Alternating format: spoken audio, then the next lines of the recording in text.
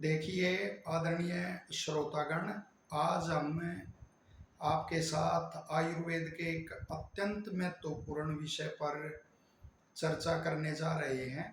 तो पूरी आशा है कि सरल शब्दों में आपको यह विलक्षण जानकारी लगेगी।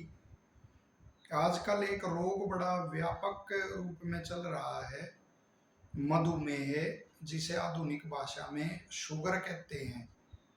और उन रोगों में शामिल है जो दीर्घ काल तक चलते हैं, शरीर को बड़ा कष्ट देते हैं और बड़े दुस्साध्य होते हैं और धातुओं का क्षरण हो जाता है, शरीर खोखला हो जाता है और अन्य रोग फिर साथ लग लेते हैं। तो आयुर्वेद में जो प्रमेह रोग है उसके अंतर्गत मधुमेह का उल्लेख किया गया है, उसी का एक रूप इसको माना गया है जो आयुर्वेद के मूल ग्रंथ है उनमें। और जो प्रमेह दोषों के अनुसार तीन प्रकार का है, कफज, पित्तज और वातज। तो वातज का ही एक रूप मधुमेह है। और इसको जो कर्म से दुसाध्य हैं तो उनमें अंत में इसका उल्लेख है, तो अत्यंत दुसाध्य रोग यह होता है। लेकिन साथ ही लिखा है कि जो अनुकूल आहार विहार और पथ्य का पालन होता है तो उससे यह वर्ष भर में यह रोग ठीक हो जाता है। तो प्रमेह सबसे पहले तो कारण जानना चाहिए कि किसको होता है, क्योंकि निदान परिवर्जन भी चिकित्सा है। जिस कारण से रोग हुआ उसी कारण को ना करें तो रोग से बच सकते, और रोग होने पर भी उस कारण को फिर छोड़ना चाहिए। तो वहाँ स्पष्ट लिखते हैं आयुर्वेद के ऋषि कि जो व्यायाम नहीं करते और घूमने से और स्नान से वो द्वेष करते हैं, यानी इनकी उपेक्षा करते हैं और खाने में पेटू होते हैं, आलसी होते हैं, तो उनको यह रोग इसी प्रकार से उनके पास आता है जिस प्रकार से जो घोंसले वाला वृक्ष होता है उसके पास पक्षी आते हैं और मृत्यु रूप में लिखा हुआ है कि यह रोग आता है। तो इसकी यदि पीड़ित हो गए हैं इससे तो इसकी उपेक्षा नहीं करनी चाहिए। और इसकी मुख्य पहचान जो लिखी है कि जिस रोग में मूत्र अधिक मात्रा में और अधिक बार और स्वच्छ नहीं आता तो उसे प्रमेह रोग कहते हैं। और जब यह बढ़ जाता है तो और अधिक मात्रा में मूत्र आता है और उसमें मधुरता होती है, उसमें चींटियाँ आने लगती हैं, तो समझ लो आप मधुमेह से ग्रसित हो चुके हैं।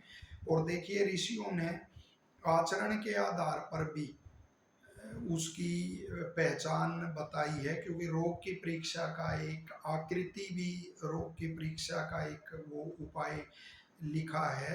तो ऋषि लिखते हैं कि इसमें मधुमेह का जो रोगी होता है वह चलने की अपेक्षा खड़ा होना, खड़े होने की अपेक्षा बैठना, बैठने की तुलना में लेटना, लेटने की तुलना में सोना पसंद करता है।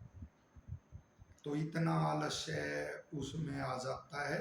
तो इस आलस्य को यदि त्याग दिया जाए तो फिर इस रोग से भी छुटकारा मिलता है। तो स्पष्ट कहते हैं ऋषि, यदि यह रोग हो जाए तो जो जिस कारण से हुआ है उसके हेतु विपरीत चिकित्सा फिर होती है। व्यायाम आप करें, कोई भी अपने आयु के अनुसार सिद्ध कर ले। यदि युवा है तो कुश्ती करें, मैं नहीं कहता, ये ऋषि ने कहा हुआ है। कुश्ती जैसा कठोर व्यायाम व्यायाम भी आप कर सकते हैं। और साथ ही पर्याप्त रूप से आप भ्रमण करें, कस्सी आदि से भी खोदने का भी आप कार्य कर सकते हैं।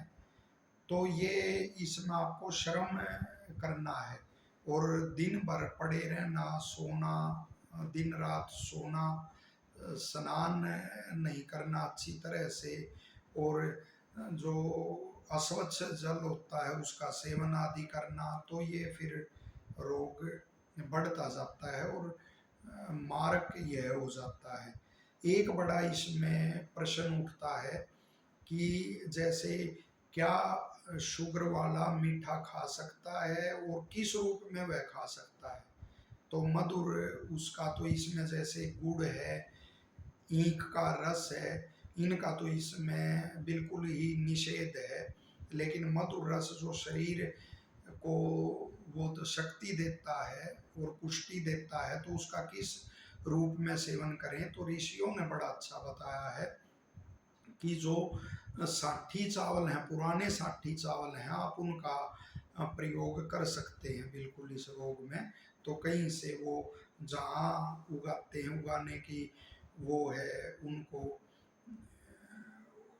उगाने की परमिशन है, या जहाँ भी उगाते हैं जहाँ से उपलब्ध हो, तो साठी चावल आप ले सकते हैं। वो जल्दी तैयार होने के कारण वो हल्के होते हैं। तो ये भी एक सिद्धांत है।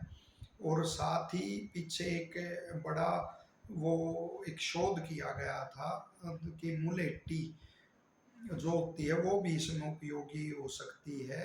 और बिल्कुल स्पष्ट दिया हुआ है उसमें द्रव्य गुण में। आप देखिए कि जो शुक्र में होती है या जो पित्तज प्रमेय है, तो उसमें मुलेठी के गुणों में उल्लेख है उसका कि उसमें वो अच्छी रहती है। और साथ ही जीवनीय और बल्य रसायन वह होती है, तो किसी रूप में आप उसका भी उपयोग अपनी अवस्था और दोषानुसार उसका कर सकते हैं।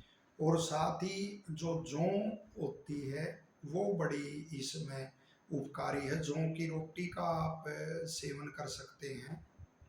और स्पष्ट लिखा हुआ है कि जो नित्य इन तीन चीजों का सेवन करता है, ध्यान से सुनना, जौ और आंवला, जौ, आंवला और मूंग, फिर दोहराता हूँ, जौ, आंवला और मूंग की दाल, इन तीनों का सेवन करता है, उसे यह रोग नहीं होता। तो यदि यह रोग हो जाए तो नित्य आहार में आपको इन तीन चीज़ों को अवश्य शामिल करना है। और जैसे मधु, उसके लिए आप इसमें पुराने शहद का प्रयोग कर सकते हैं। और यदि आंवला स्वरस में उसका 10 ग्राम लगभग आंवला स्वरस लेके और उसमें आप मधु का फिर प्रयोग करते हैं, तो वह आपके लिए और भी लाभकारी है। तो इस रूप में आप अनार का जो प्राचीन वैद्य थे वो अनार का भी इसमें सेवन बताते थे। अनार में मधुर रस होने के साथ साथ जो अम्ल और कषाय रस है वो भी उसमें होता है। और मधुमेह के कारण जो प्यास लगती है तो उसकी भी निवृत्ति अनार से हो सकती है, क्योंकि इसमें अधिक जल अधिक जो द्रव होते हैं, चाहे वो जल है, दूध आदि हैं, तो उनका सेवन इसमें नहीं करना होता। तो अनार का इस रूप में आप प्रयोग कर सकते हैं। तो मधुर रसों का इस तरह से आप इसमें प्रयोग कर सकते हैं।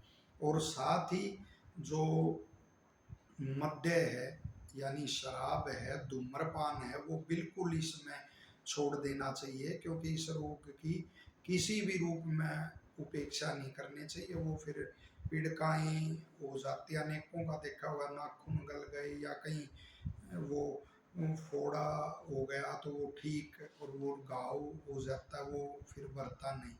तो ये धूम्रपान और जो मद्य का सेवन करते हैं या पेटू रहते हैं, फिर भी शुगर होने के बाद भी खान पान का वो ध्यान नहीं रखते, तो उनको फिर निश्चित तौर पर ये उपद्रव होते हैं।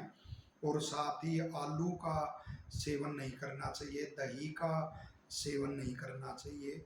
तो इस प्रकार से आप ये अपना आहार विहार संबंधी और ब्रह्मचर्य का पालन करना चाहिए। आहार विहार का इस प्रकार से पालन करके और निश्चित रूप से जो ये दुसाध्य रोग है इससे छुटकारा पा सकते हैं। कुछ विशेष योग भी होते हैं, जैसे वो 2 प्रकार के रोगी देख के इसकी चिकित्सा की जाती है। तो इसका चिकित्सा सूत्र ही यही है कि स्थूल रोगी होते हैं और कृश रोगी होते हैं। तो स्थूल में अवतर्पण करना होता है उसको, तो आप जैसे चना आदि का प्रचलन है इसमें, तो रुक्ष आर आदि भी उसको आप दे सकते हैं, और साथ में विरेचन का भी उसको प्रयोग करा सकते हैं। और कृषि की तो संतर्पण चिकित्सा उसकी, जैसे चावल आदि का, साठी चावल आदि का उल्लेख बताया, तो उससे आप उसकी संतर्पण चिकित्सा कर सकते हैं। अरहर की दाल और मूंग की दाल,